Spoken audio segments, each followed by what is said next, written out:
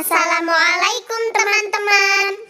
Perkenalkan, nama saya Alfi Kurotayuni, NPM 19130301124, dan teman saya Devi Runtiani, NPM 1910301035.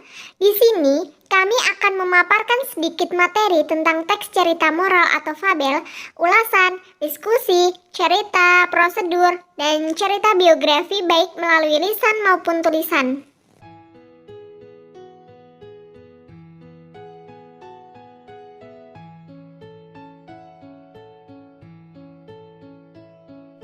Cerita fabel adalah dongeng tentang binatang yang bisa bicara dan bertingkah laku seperti manusia.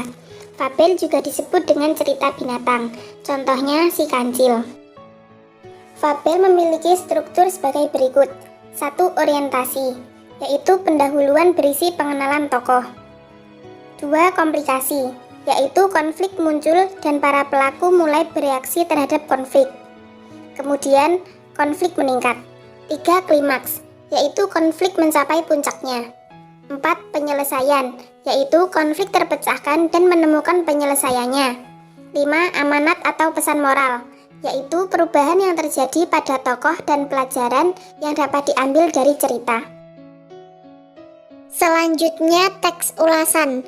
Teks ulasan adalah suatu teks yang berisi ulasan atau penilaian terhadap sesuatu karya seperti film, lagu, buku, dan karya sastra atau seni lainnya. Teks ulasan disebut juga resensi. Kemudian ada struktur teks ulasan adalah sebagai berikut. Yang pertama, introduction, pendahuluan atau perkenalan.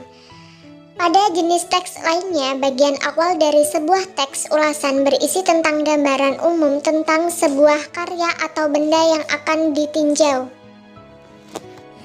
Yang kedua, evaluation atau penilaian. Pada bagian ini, teks berisi gambaran tentang detail suatu karya atau benda yang direview, berupa bagian-bagian dari karya atau benda tersebut, keunikan dan kualitasnya. Ketiga, interpretasi. Pada bagian ketiga ini, penulis memberikan pandangannya sendiri mengenai karya atau benda yang direviewnya. Yang keempat, summary atau simpulan. Pada bagian ini, penulis memberikan kesimpulan kepada pencatat terhadap karya atau benda yang telah direview. Selanjutnya adalah teks diskusi. Teks diskusi adalah sebuah teks yang mengulas sebuah isu atau masalah dengan memberikan dua pendapat yang berbeda tentang isu tersebut. Struktur teks diskusi adalah sebagai berikut. 1. Isu, berisi permasalahan atau isu pokok pembahasan. Kedua, argumen. Argumen adalah bagian di mana terjadi penyelesaian pendapat. Yang ketiga adalah kesimpulan atau saran. Akhir dari teks diskusi yang berisi kesimpulan dan saran bisa dituangkan dalam bentuk rekomendasi atau penyelesaian masalah. Teks prosedur merupakan teks yang berisi langkah-langkah atau tahapan yang harus dilakukan untuk mencapai suatu tujuan yang diinginkan.